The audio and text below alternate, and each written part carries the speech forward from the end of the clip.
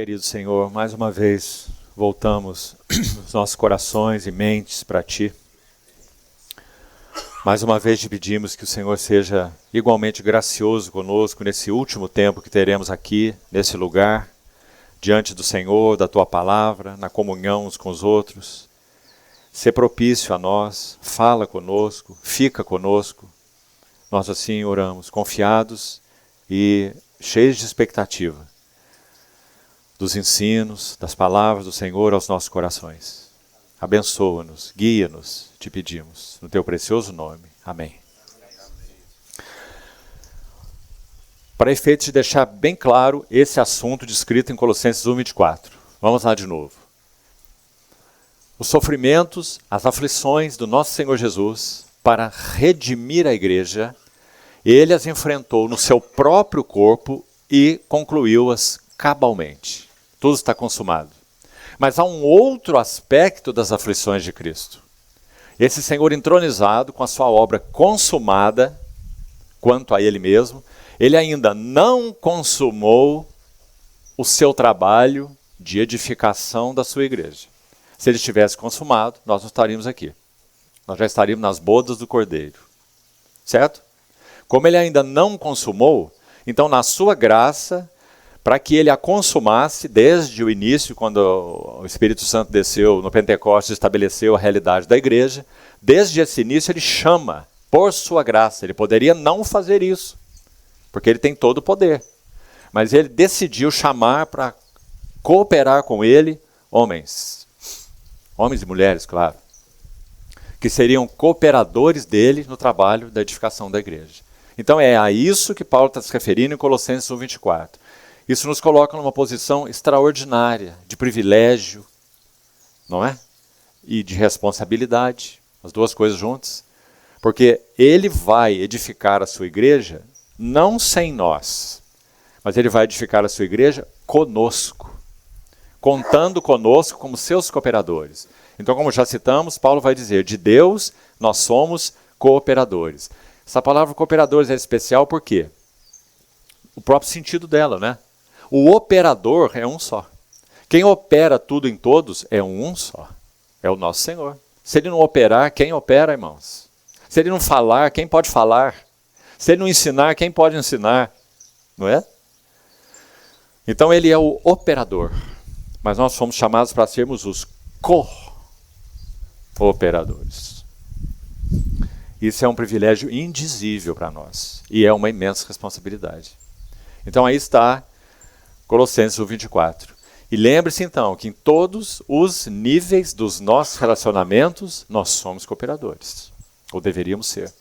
Relacionamento, marido e esposa, pais e filhos, irmãos, com o mundo, no sentido de sermos testemunhas, anunciarmos o Evangelho. Né? Cooperadores em todos os níveis. Ninguém pode dizer que não é um cooperador. Todos estamos imersos, né? Nesses níveis que falamos. Mesmo os que não estão imersos em casamento, continuam sendo cooperadores, testemunhas, cooperadores na obra de Deus de edificar a sua igreja e o seu testemunho na terra. Então, para concluir essa parte aí de maneira bem clara, os sofrimentos do nosso Senhor Jesus, as aflições de Cristo, para que a igreja seja edificada, essas aflições serão vividas e experimentadas na vida de cooperadores. Então Paulo vai dizer, levando sempre no corpo o morrer de Jesus, para que a vida de Jesus se manifeste em nosso corpo mortal. De modo que em nós opera a morte, mas em vós opera a vida. Como que nós cooperamos com Ele? À medida que permitimos que o trabalho da cruz se realize em nós. E em dias passados já falamos bastante sobre o trabalho da cruz entre nós, não é? Como é que Ele opera? Pela palavra viva de Deus e pelas circunstâncias. Quando nós dizemos sim. Sim à palavra que o Senhor nos tem falado e sim às circunstâncias que Ele tem arranjado para trabalhar a cruz em nós. Ou nos quebrantar. Nos levar de volta. Separar alma e espírito. Então, é isso que temos aí. Mas nós não lemos o texto ainda até onde seria necessário. Vamos seguir. Colossenses 1, 24. E daí já vamos para Romanos 16 para concluirmos. Depois dele dizer, então, me regozijo nos meus sofrimentos por vós e preencho o que resta das aflições de Cristo na minha carne, a favor do seu corpo, a favor de edificar o seu corpo, que é a igreja, da qual, ou seja, da igreja, olha que interessante, da qual, feminino, que ele está se referindo à igreja mesmo, que é o corpo, para o qual, diante do qual ele experimenta, e para o qual ele experimenta sofrimentos, aflições do próprio Cristo, na carne dele, para que a igreja seja edificada. Se não houver cooperadores que participem das aflições de Cristo na carne deles, a igreja não será edificada. Ela não é edificada por teologia, não é edificada por doutrina, não é edificada por reuniões, não é edificada por nada. Ela é edificada por cooperadores que participam das aflições de Cristo na sua carne. Isso é muito importante, meus irmãos. Então, ele vai dizer, da qual, acompanhe aí, por favor, verso 25, dessa igreja, eu me tornei um servo, um ministro, um mordomo, de acordo com a mordomia, é a palavra aqui para dispensação, da parte de Deus. Deus confiou a Paulo uma mordomia relacionada à igreja, porque Paulo não é o dono da igreja. Paulo não é o senhor da igreja. Paulo não é o cabeça da igreja. Paulo é um servo da igreja. Então ele diz, eu tenho mordomia com relação à igreja, porque a igreja não é minha, a igreja é dele. Quem tem a noiva é o noivo, mas eu sou o amigo do noivo. Então dela eu me tornei ministro, de acordo com a mordomia, economia, dispensação da parte de Deus, que me foi confiada. A cada um de nós foi confiado uma parte. Temos sido fiéis, temos avançado, temos cooperado. Me foi confiada a vosso favor, para dar pleno cumprimento à palavra de Deus. Isso aqui, particularmente falando, era o ministério de Paulo, né? Cheio de visão celestial, conhecendo bem o mistério, grande é esse mistério, mas eu me refiro a Cristo e à igreja, visão celestial, não é? Então essa foi a dispensação que a ele foi confiada, dar um pleno cumprimento à palavra de Deus. E aqui ele usa de novo o termo, olha, o mistério, aquele mesmo que ele descreve na Epístola aos Efésios. Esse mistério que estivera oculto dos séculos e das gerações, agora todavia se manifestou aos santos, a todos os santos. Através de quem? Lá no início? O que ele diz em Efésios 3? Através dos apóstolos e profetas. Foi que esse mistério foi manifestado. Não conheceríamos nada disso, sem que ele fosse manifestado através dos apóstolos e profetas originais. 27. Aos quais, quem são esses aos quais? Aos santos, aos quais Deus quis dar a conhecer. Qual seja a riqueza da glória deste mistério entre os gentios. Isto é, Cristo em vós, a esperança da glória. Atenção para os versos 28 e 29. O qual Cristo, então, esse Cristo, o qual nós anunciamos. Como? Advertindo a todo homem e, duas partes, olha, ponto e contraponto. Advertindo por um lado e ensinando por outro lado. É assim que nós criamos filhos também. Advertindo e ensinando. É assim que a igreja é edificada. Todos precisamos ser advertidos e todos precisamos ser ensinados. Advertindo e ensinando a todo homem. Olha quantas vezes ele põe a palavra todo nesse versículo. 4 vezes. Advertindo a todo homem, ensinando a todo homem em toda sabedoria, a fim de que apresentemos todo homem perfeito, maduro, adulto, não bebezinho. O irmão estava fazendo no intervalo aqui uma pergunta sobre mais um movimento que está surgindo aí. Não vou falar o nome aqui não. Não quero que fique gravado. Porque cada hora é um, né? Então tem um movimento aí assolando de novo o cristianismo, que parece, meus irmãos, um monte de bebês subindo montanha. Sabe lá para quê? Distração da pessoa de Cristo. Distração. Movimentos e mais movimentos. Então ele diz: apresentar todo homem maduro em Cristo. Graças a Deus pelas nossas crianças, mas nenhum de nós teria interesse que nossas crianças permanecessem eternamente crianças, por mais bonitinhas que elas são. Nem Deus. O Senhor Jesus não terá bodas com uma igreja menina. O Senhor Jesus terá bodas com uma noiva madura. Uma mulher, uma esposa, não uma criancinha. 29. Para isso, vamos devagar. Para isso o que mesmo? Lê o verso anterior. Para advertir, para ensinar todo homem em toda sabedoria, para apresentar todo homem maduro em Cristo, para isso é que eu me afadigo. Em outras palavras, esse homem não perdia tempo. Esse homem não se desviava do foco. Esse homem não tinha outra mensagem, senão uma só. Né? As glórias, virtudes, belezas e perfeições da pessoa e da obra do nosso Senhor Jesus. Para isso, eu também me afadigo. Acabou em um versículo, como em vários outros, né, da ociosidade, da hipergraça. Não é? Eu me afadigo. Suor, trabalho, desgaste. 2 Coríntios 12. Eu me gastarei e ainda me deixarei gastar em prol das vossas almas.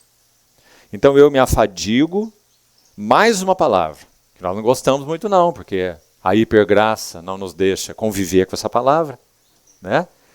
Esforçando-me. Ouviu bem, irmão? Então vamos manter bem destapado aí os nossos ouvidos. Esforça-te. Esforça-te. Do contrário, não haverá nenhum passo. Nele. Esforça-te nele. Porque da sua plenitude recebemos e receberemos graça sobre graça, para nos dar suporte. Mas o Senhor quer ouvir de nós um eu quero. O Senhor quer ouvir de nós, Senhor, eu vou colocar a minha mão nessa massa e conto com toda a tua provisão, com toda a tua graça, que sei que o Senhor não faltará em me concedê-la. Esforçando-me o mais possível. Aí de novo vem o equilíbrio. Segundo, eu me esforço segundo a sua eficácia, que opera, olha aí, opera. Ele opera e nós cooperamos. Sua eficácia opera eficientemente em mim. Como nós já falamos, nós temos muito, meus irmãos, com a ajuda do Senhor, para olhar para esse homem, muito. Lá em Coríntios ele vai dizer assim, eu esmurro o meu corpo. Ah, não, Paulo, agora você foi longe demais. Quem esmurra o seu corpo são os estoicos. Você não é estoico. Como é que você esmurra o seu corpo? Esmurro o meu corpo e o reduzo, o submeto à servidão. Ele está dizendo, meus irmãos, meu corpo não vai me reger. Eu não vou comer demais, eu não vou dormir demais, eu não vou abusar dele. Eu não vou permitir que os desejos dele me dominem. Porque se eu fizer isso, eu estou aniquilado. Ele fala isso em Coríntios 9. Esmurro meu corpo, o reduzo à servidão, à submissão, meu corpo, à submissão, para que eu tendo pregado para outros, eu mesmo não seja desqualificado. Fortes palavras, né? Todo atleta em tudo se domina. Aqueles para alcançar uma coroa corruptível. Nós, porém, a incorruptível. Assim corro eu, não sem meta. Assim luto eu, luto. eu. Não como desferindo golpes no ar.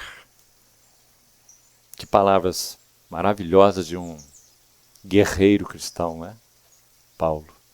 Que isso nos ajude, irmãos, a termos as mesmas atitudes. Então aí ele termina esse texto. Vamos voltar lá para Romanos 16, confiando no Senhor para mais uma ajuda na meditação nesse capítulo. Recomendo-vos a nossa irmã Febe, que está servindo à igreja de Cencreia. Cencreia era um porto de Corinto. Era ali onde agora essa irmã estava. Mas ela foi uma irmã, ela foi a portadora da carta de Paulo para os romanos. Foi ela que levou a carta. Essa irmã, Febe. E agora estava servindo a igreja de Cencreia. Para que, veja, a recebais no Senhor. Está vendo? Então ela ia lá para Roma, levar essa carta para os irmãos, e Paulo está recomendando-a e pedindo aos irmãos que a recebessem. E a hospedassem e cuidassem dela, é claro. Para que a recebais no Senhor como convém aos santos, e a ajudeis em tudo que de vós vier a precisar. Porque tem sido protetora de muitos, e de mim, inclusive. Maravilhoso, não é?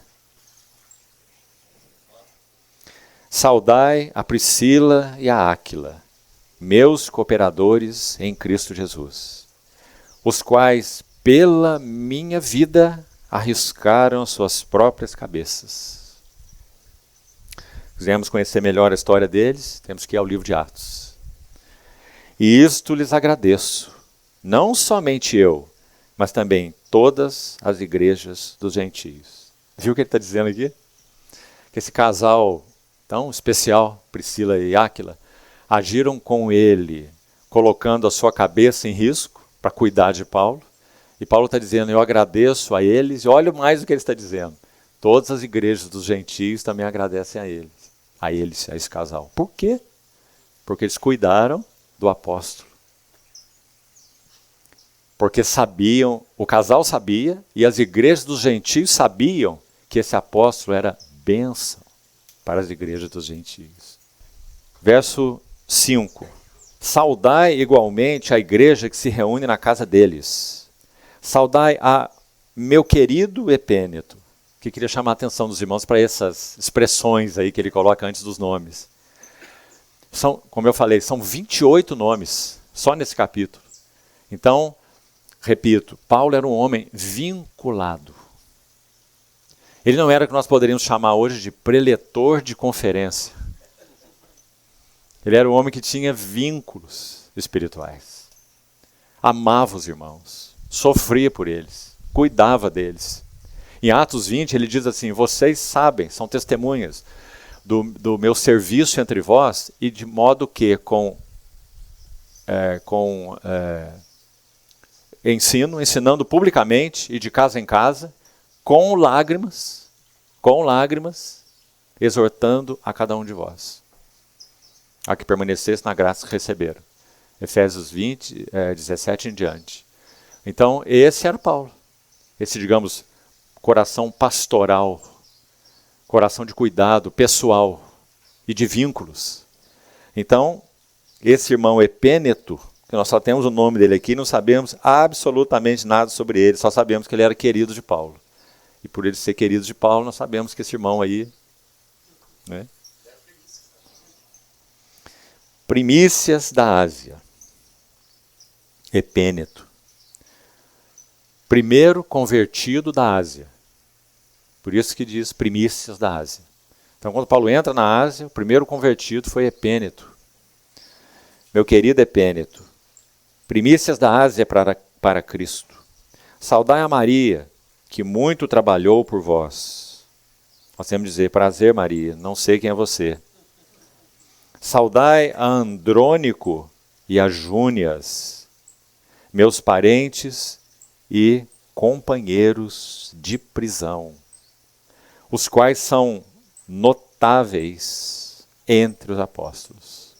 Tão linda também essa expressão, não é? Ou seja, os apóstolos conheciam Andrônico e Júnias. Por que será? Nós não sabemos. Aliás, também, como falamos, não sabemos quem é Maria. Mas, irmão, o que importa para nós? O Espírito Santo sabe quem é Maria. Jesus, nosso Senhor, sabe quem é Maria, quem é Andrônico, quem é Júnias. E um dia nós vamos vê-los cara a cara. Nós vamos saber quem são eles. E eles vão ter tempo para contar para nós o que eles fizeram no tempo deles. Por amor do Senhor e do Evangelho. Então vamos conhecer a história. Porque se tivesse que escrever tudo na Bíblia, a biblioteca do mundo não ia caber os registros. De cada história, de cada nome, de cada serviço, não é? De cada lugar que estiveram. Quantas pessoas foram salvas através deles. Quantos irmãos foram acolhidos, edificados, não é? Mas quando Paulo diz que eles são notáveis entre os apóstolos, ele está dizendo uma grande coisa sobre esse Andrônico e Júnias. Né? Saudai a Ampliato. Mais uma referência. Veja, meu dileto amigo. Paulo tinha amigo, irmão. Não era isolado, não vivia numa bolha teológica. Não. Meu dileto amigo no Senhor. Saudai a Urbano, que é nosso cooperador em Cristo, e a meu amado Estaques. Pensa bem, como que Paulo pode escrever uma carta lembrando de 28 nomes numa saudação final? Acho que nós não faríamos a mesma coisa, não é? Quanto vínculo, meus irmãos. Quanta especificidade, não é verdade? E não só põe uma lista de nomes, não é? Nosso cooperador em Cristo, Urbano, e o meu amado Estaques.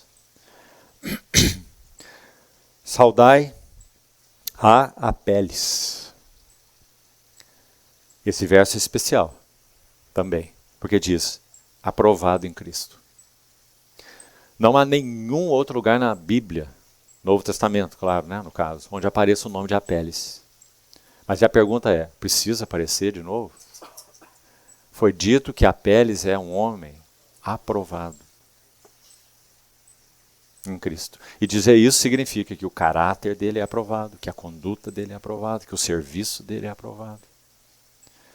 Irmãos, esse é uma descrição a ser almejada por todos nós. Pense o seu nome colocado aí. E alguém falando sobre você, seu nome aí. Saudai a fulano, aprovado em Cristo. Verso 10 ainda. Saudai os da casa de Aristóbulo. Saudai a meu parente, Herodião.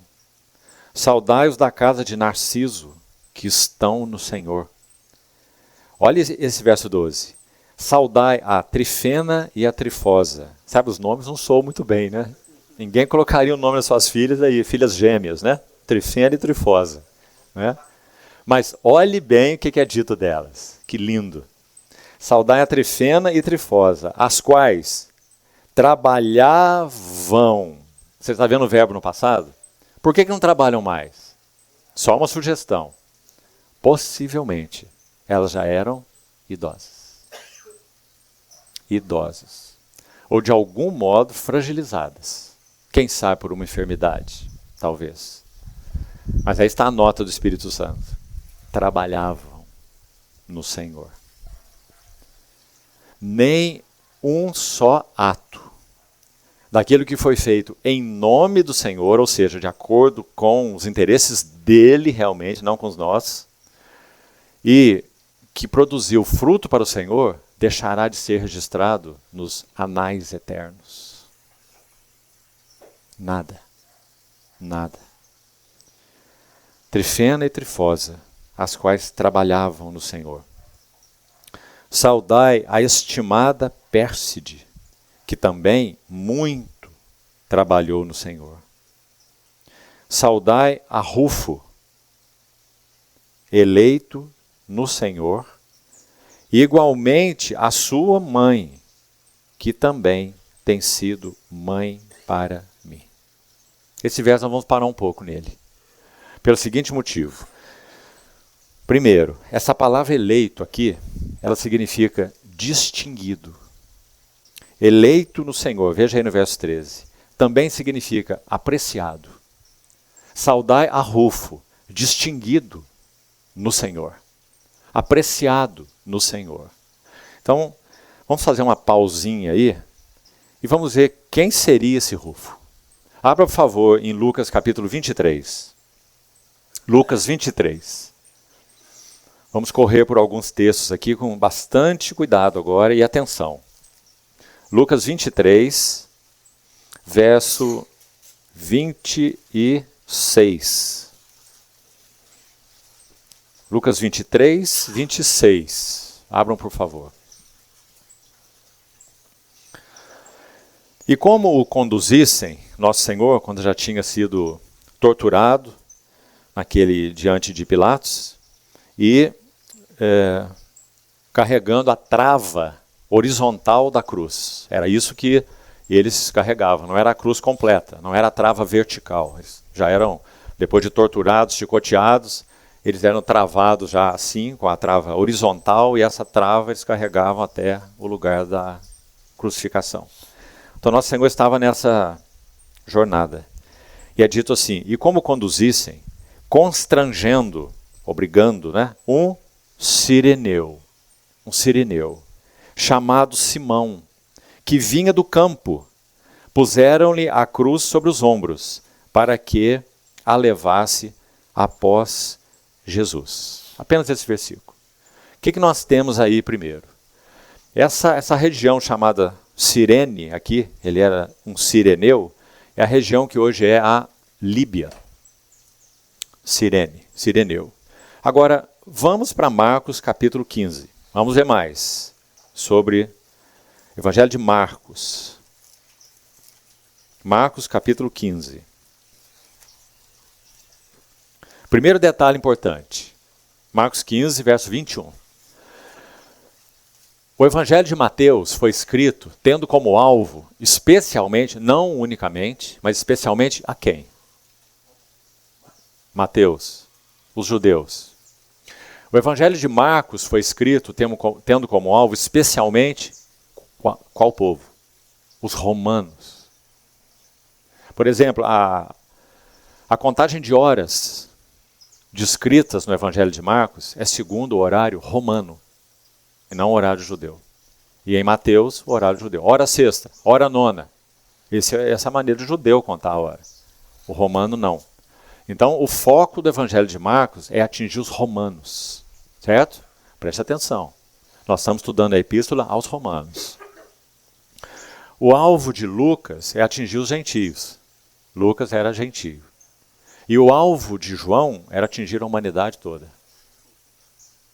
Então, pela ordem dos evangelhos, os judeus, Mateus, para os judeus, não unicamente, mas especialmente, o alvo de Marcos, os romanos, o alvo de Lucas, os gregos, e o alvo de João, todos os homens, toda a humanidade. Então vamos ler Marcos 15, verso 21. Mesma citação que lemos em Lucas, olha. E obrigaram a Simão Cirineu, que passava vindo do campo, e agora o que diz? Pai de Alexandre e de Rufo. Paulo, quando escreve aos Romanos, diz: saudai a Rufo, distinguido ou apreciado no Senhor. Meus irmãos, há um forte indicativo, já que Marcos tem como alvo os romanos, que certamente Alexandre e Rufo, são dois irmãos, eles eram membros da Assembleia de Roma. Por isso, Paulo, escrevendo aos Romanos, diz: saudai Rufo. E quem é o Rufo? Filho do Simão Cirineu, que levou a cruz do nosso Senhor. Mas não terminou, não. Vamos ver mais. Vamos agora para Atos capítulo 13.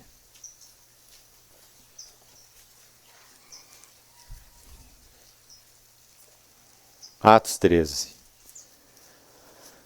versículo 1. Havia na igreja de Antioquia uma cidade que foi tornada um centro da obra do Senhor naquele tempo.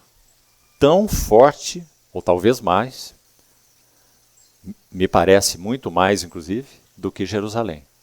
que foi o ponto inicial, Antioquia. Paulo fez 3 viagens missionárias partindo dali. É dito aqui que havia profetas e mestres ensinando ali. Não é?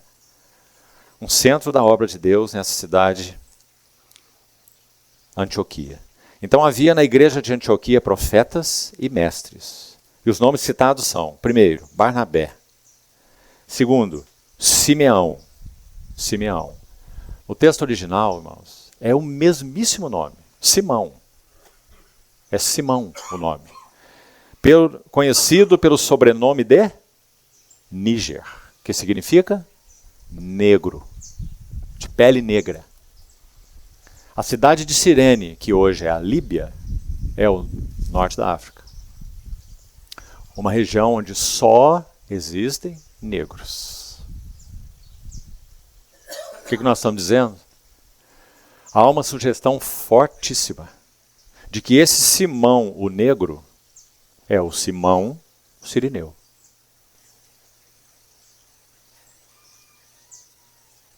Simão de Cirene, Simão o Níger, Simão o Negro, um dos profetas e mestres da igreja de Antioquia, pai de Alexandre e Rufo.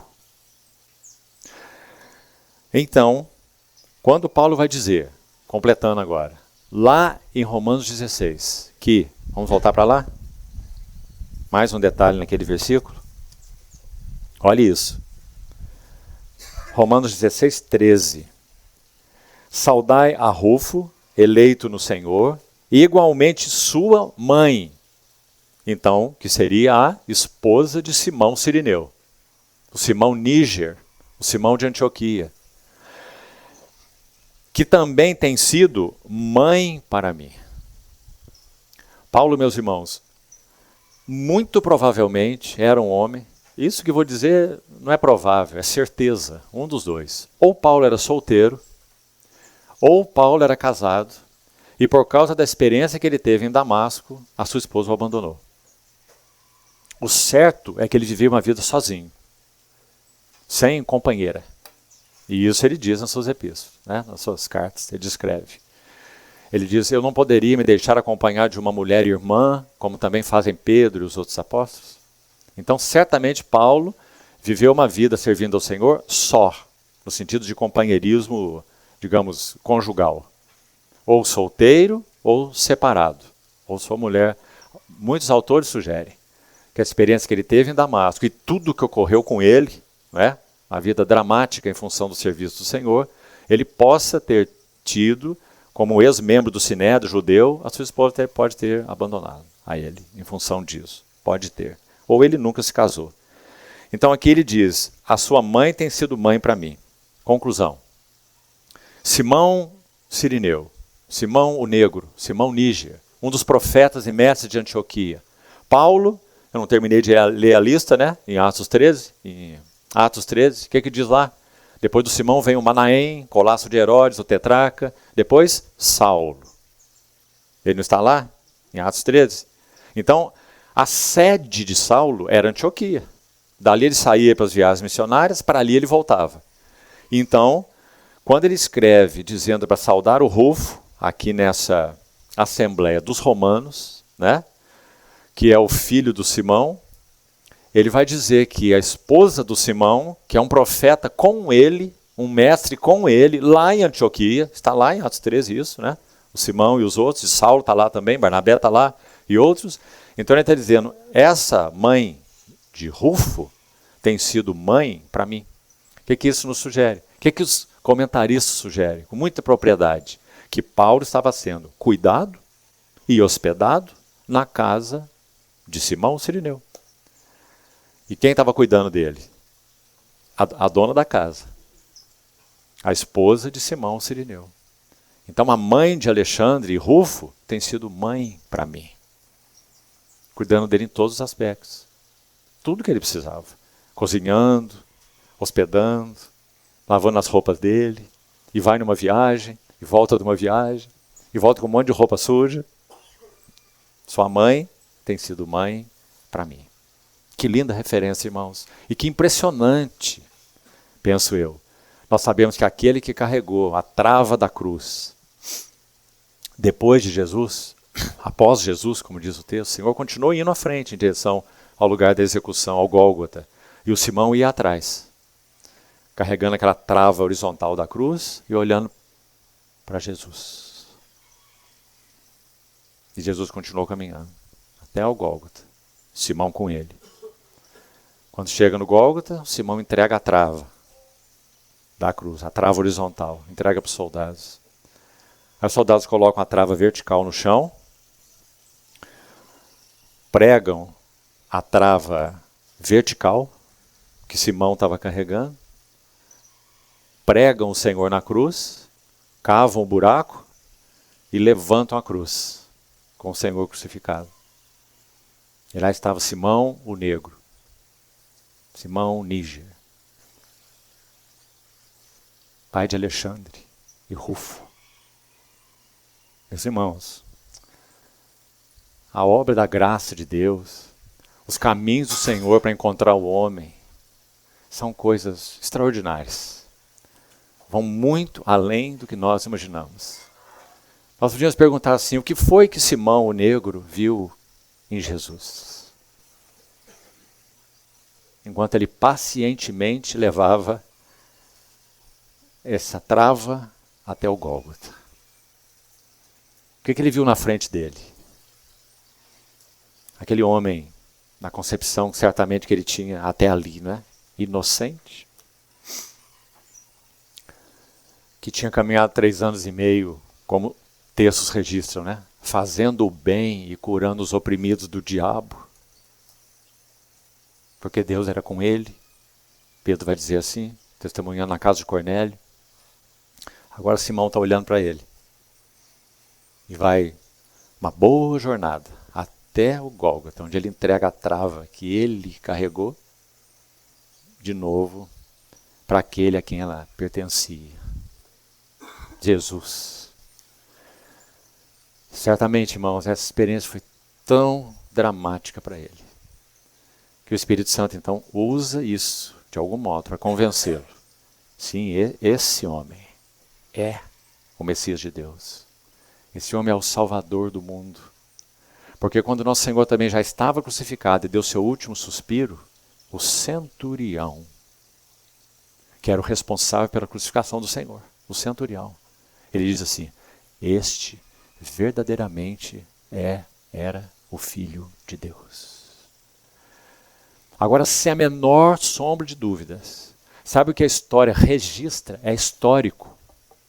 Que esse centurião se chamava Longinos. E ele se tornou um presbítero em uma igreja na Capadócia. O centurião. Responsável pela execução do Senhor Jesus. Se tornou um ancião em uma igreja na Capadócia. Longinos. A história registra o nome dele. Que coisa extraordinária, irmãos. A obra da graça de Deus alcançando os abismos mais profundos. Porque não é assim? Vamos seguir com o texto de Romanos. Verso 14, Romanos 16, 14. Saudai a Asíncrito, Flegonte, Hermes, Pátrobas, Hermas, e aos irmãos que se reúnem com eles. Saudai a Filólogo e a Júlia, a Nereu e sua irmã, a Olimpas, e a todos os santos que se reúnem com eles. Saudai-vos uns aos outros com ósculo santo. Todas as igrejas de Cristo vos saúdam. E agora ele entra na exortação última, final. Rogo-vos, irmãos, que noteis bem aqueles que provocam divisões e escândalos, em desacordo com a doutrina que aprendestes. Afastai-vos deles, porque esses tais não servem a Cristo, o nosso Senhor, e sim ao seu próprio ventre. E com suaves palavras e lisonjas, bajulação, lisonjas, enganam os corações dos incautos, dos desprevenidos. Pois a vossa obediência é conhecida por todos, por isso me alegro a vosso respeito, e quero que sejais sábios para o bem e simples para o mal. E o Deus da paz, em breve esmagará debaixo dos vossos pés a Satanás. A graça de nosso Senhor Jesus seja convosco. Uma nota no versículo 18. Diz assim: esses tais, que Paulo se referiu no verso 17, não servem a Cristo nosso Senhor, mas sim ao seu próprio ventre. Essa palavra é usada em poucos lugares no Novo Testamento. É uma palavra bem específica. Eu queria selecionar 2 textos outros, para nós unirmos com esse que está aí, para entendermos o que é servir o seu próprio ventre. O que ele quis dizer com isso? Então vamos lá para Filipenses 3,19, onde o mesmo termo é usado. Aliás, com exatamente a mesma ideia. Filipenses 3, vamos ler desde o verso 17. 3,17. Irmãos, sede imitadores meus, e observai os que andam segundo o modelo que tendes em nós. Pois muitos andam entre nós, dos quais repetidas vezes eu dizia, e agora eu vos digo, até chorando, que são inimigos da cruz de Cristo. O destino deles é a perdição. O Deus deles é o ventre. O ventre, mesma palavra que temos lá em Romanos 16, 18. E a glória deles está na sua infâmia, visto que só se preocupam com as coisas terrenas. Agora está bem explicado o que significa o Deus deles é o ventre. Quando esse termo usado para ventre, koilia, fala de tudo aquilo que nos atrai, seria uma outra palavra para cobiça, para concupiscência. Aquilo que de forma mais íntima e mais profunda atrai o coração do homem. Aquilo a que ele se entrega. Viver para servir o ventre significa viver para satisfazer os seus desejos e paixões. Por isso uso o termo ventre. Satisfazer seus desejos e paixões. Então esses tais não servem a Cristo, Romanos 16, 18. Servem o seu próprio ventre. Enganam o coração dos desprevenidos e são bajuladores. Então o que eles estão buscando? Glória pessoal. Atraindo discípulos para si. Para obterem de alguma forma ganhos. Pode ser ganho financeiro, pode ser ganho mais que financeiro, poder, privilégio, fama, honra, nome. Isso vale mais que dinheiro. Então, servem o seu próprio ventre. Agora, a nota especial que eu queria dar é a seguinte. Nós vamos para mais um texto onde a palavra ventre é usada. Veja o que acontece. João capítulo 7. João 7.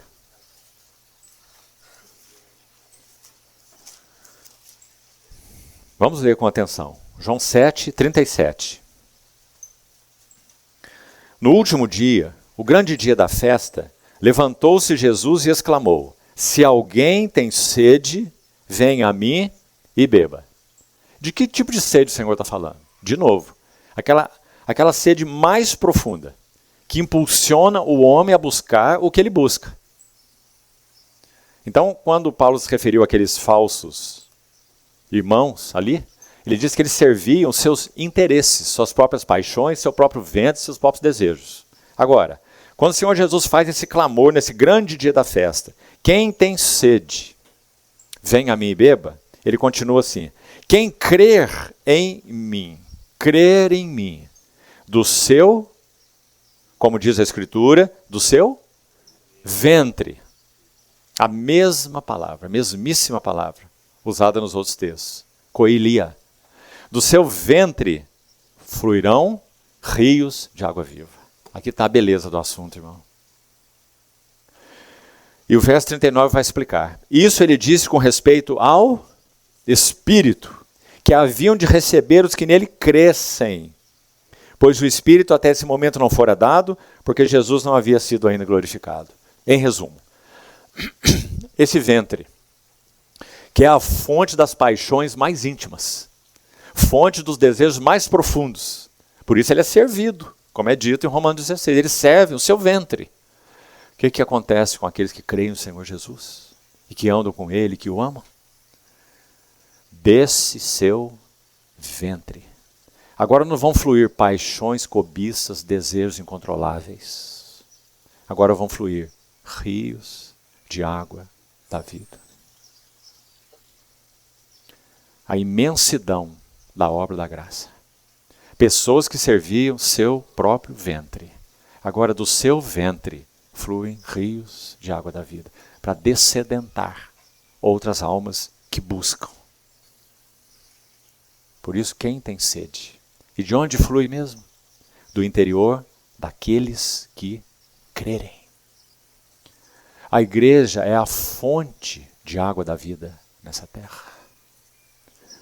Porque ela é o lugar daqueles que creram no Senhor Jesus e que são habitados pelo Espírito Santo.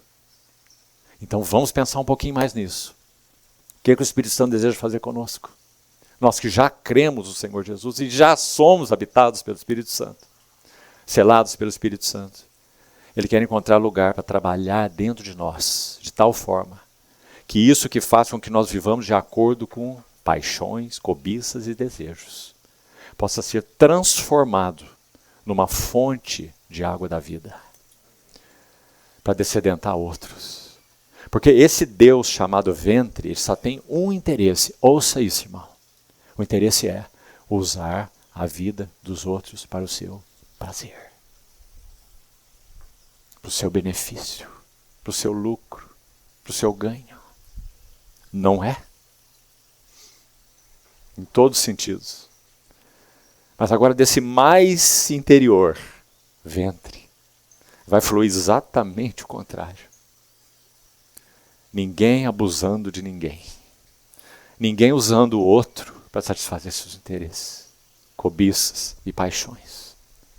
Mas fluindo em direção ao outro, como uma fonte de água da vida. Meus irmãos, isso nunca podia acontecer conosco. Nunca. Só acontece porque nós podemos, pela graça de Deus, crer e beber da fonte da água da vida. Quem tem sede? Todos os homens têm sede. Quem tem sede, venha a mim e beba. E se alguém fizer isso e beber, crer em mim, do seu ventre. Guarde isso para você. Do seu ventre. O que saía antes do seu ventre? Do seu ventre fluirão rios de água da vida. Bendito seja o nome do Senhor. E finalmente, irmãos, vamos concluir. Romanos 16. Uma última nota. E vamos conseguir concluir antes do meio-dia. Romanos 16, 25. Assim Paulo conclui nessa chamada doxologia, sem dúvida um cântico de adoração a Deus, desse homem que compreendia tanto da graça, né? Tanto. Saulo de Tarso. Ele vai dizer assim, ora, há aquele, um acraseado, para aquele, em direção àquele que é poderoso para vos confirmar. Como eu disse, ele nem conhecia os romanos ainda, está escrevendo para eles, né? Vos confirmar segundo o meu evangelho. Também queria colocar uma ênfase aqui. Meu. Esse homem está tão identificado com o evangelho que ele chama de meu. Porque ele pode dizer, a mim foi confiado. Ele pode dizer, eu não recebi o evangelho de homem nenhum. Mas por uma revelação direta e pessoal do Cristo glorificado. Que depois de ter aparecido a Simão, o Cefas e a Tiago e a 500 irmãos de uma vez, apareceu também a mim como um abortivo. ele diz, como um nascido fora de tempo. Vos confirmar segundo o meu evangelho e a pregação de Jesus Cristo. Ah, meus irmãos, o evangelho não é um compêndio de teologia sistemática. Vamos tirar isso da cabeça. O evangelho é Jesus Cristo. O evangelho é a pessoa de Jesus Cristo. Se esse evangelho que de alguma maneira ouvimos não revela as glórias da pessoa e da obra do nosso Senhor Jesus Cristo, obra que é descrita em Romanos tão maravilhosamente, não é? Justificação, santificação, redenção, inclusão na morte de Cristo, propiciação, reconciliação, santificação, glorificação. O que falta, irmãos? A pessoa e a obra de Cristo. Esse é o evangelho. Paulo chama de o meu evangelho, a pregação de Jesus Cristo. O que mais que ele diz? Esse meu evangelho, essa pregação de Jesus Cristo, olha bem, é conforme. Que palavra importante essa conforme, sabe por quê? Ele está dizendo assim, não é uma mensagem esquisita, não é uma nova filosofia, não é algo que surgiu do nada, ela surgiu do tudo.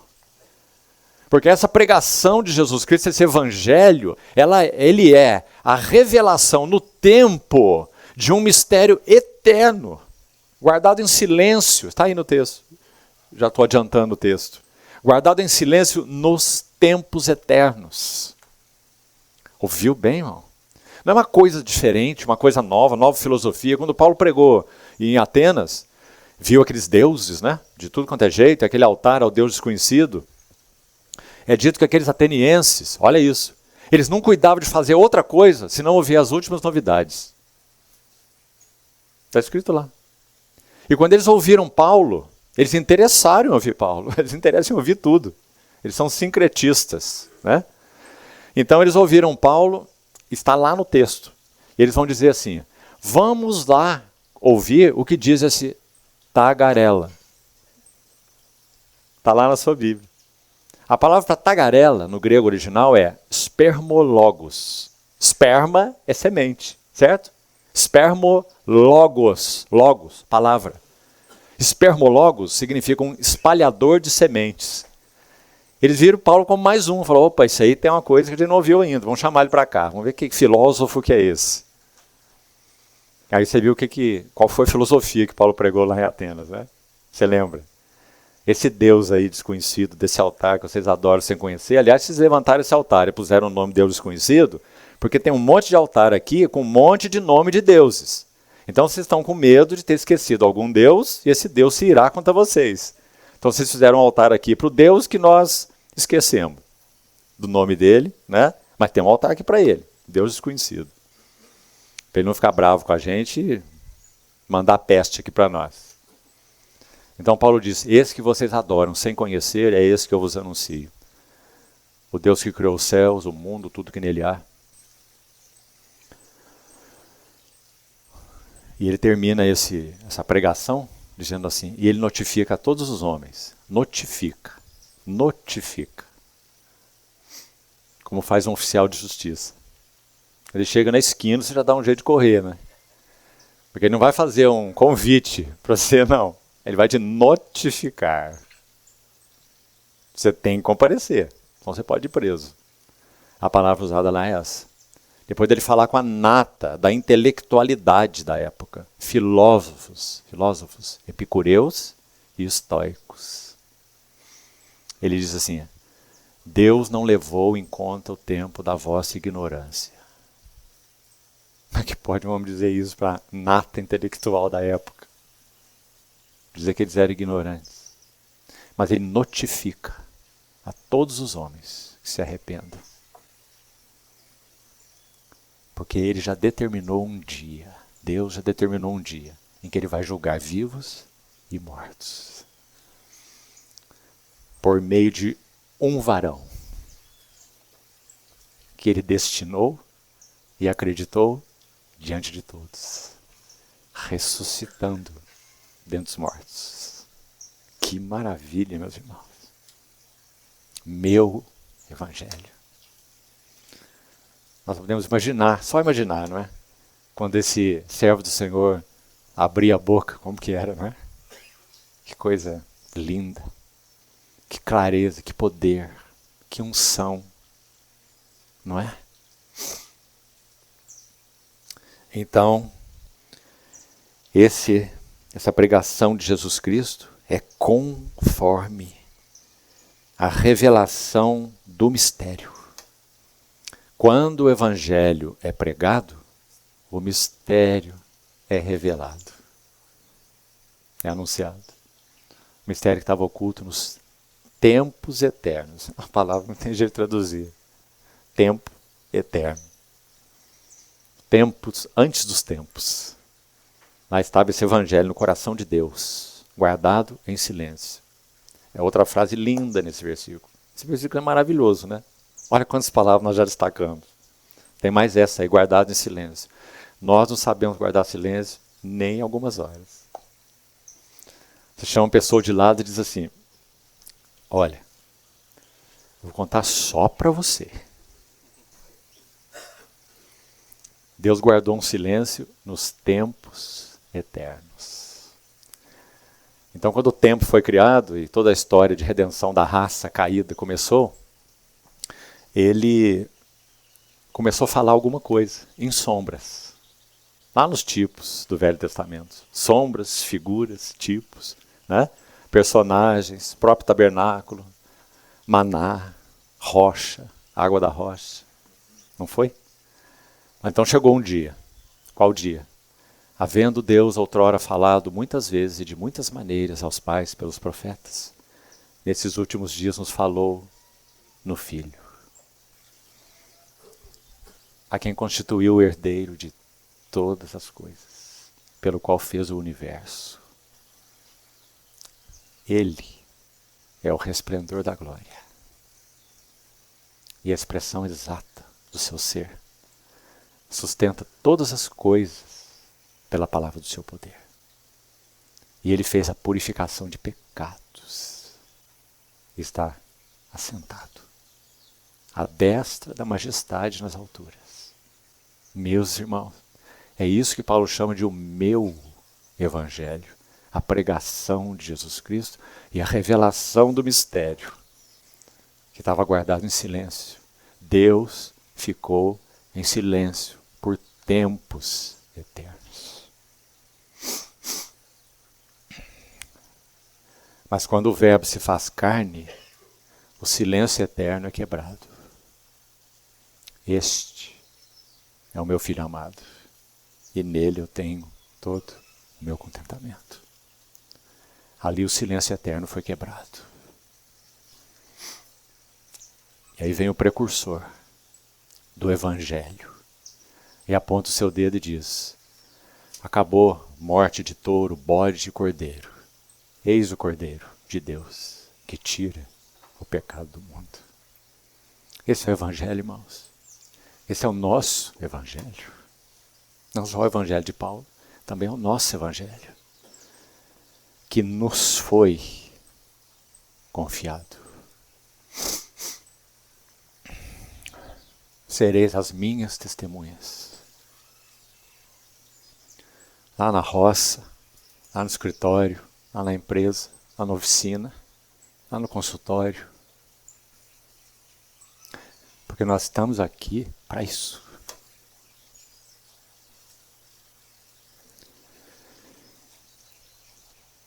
Guardado em silêncio nos tempos eternos. Verso 26. E que agora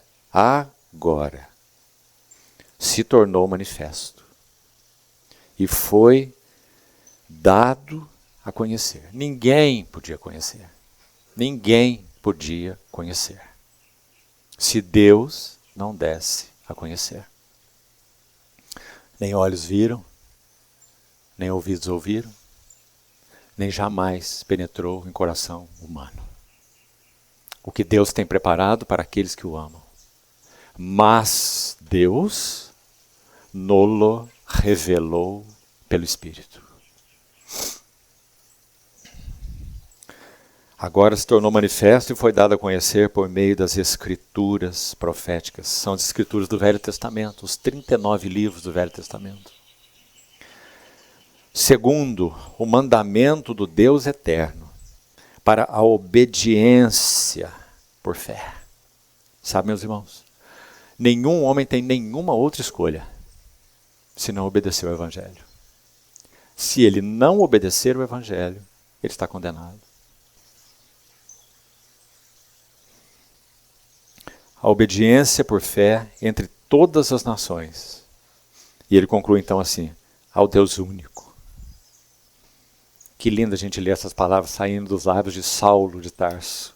Agora o apóstolo Paulo, né? Ao Deus único e sábio, seja dada glória, por meio de Jesus Cristo, pelos séculos dos séculos. Amém. É isso que nós faremos. Já começamos. É isso que nós faremos pelos séculos dos séculos.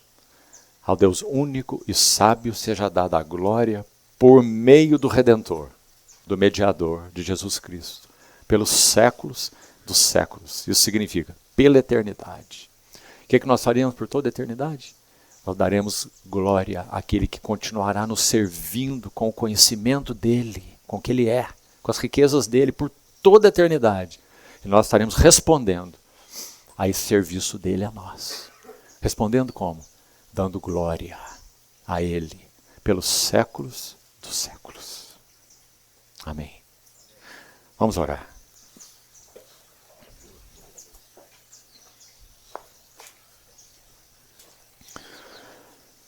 Senhor, te colocamos nas mãos, nossos corações, esse tempo que tivemos juntos, nosso tempo, nossas relações, nossas esposas, nossos filhos, nossos netos, a tua igreja. Pedimos ao Senhor que nos ajude de tal forma a que possamos em cada esfera dessa relacional avançarmos para Ti, Senhor. O Senhor conhece todas as nossas necessidades, debilidades, inconstâncias. Te pedimos, Senhor, te rogamos, te dizemos que não queremos ser homens de ânimo dobre, inconstantes em todos os seus caminhos. Pedimos ao Senhor que molde em nós um caráter de acordo com o Teu. Que o Senhor encontre o espaço necessário em nossas vidas, Senhor, para ir fundo dentro de nós, para que na Tua luz nós vejamos a luz sobre tudo, sobre todos, sobre nossas vidas, nossos pensamentos, nossas motivações, nossos desejos mais íntimos. Senhor, nós somos uma obra inacabada e pedimos ao Senhor, pela Tua misericórdia, que não nos deixe pela metade. Ajuda-nos, Senhor, encoraja-nos, Senhor. Concede um novo sopro de vida e de vitalidade para os nossos corações. Renova-nos, Senhor, no Teu amor, te pedimos. Renova o Teu chamado, renova o nosso serviço, renova a nossa disposição, nossa entrega. Assim te pedimos, Senhor, confiados em que o Senhor pode realizar isso. E infinitamente mais do que pedimos ou pensamos, conforme o Seu poder que opera em nós. A Ti seja glória, pelos séculos dos séculos. Amém.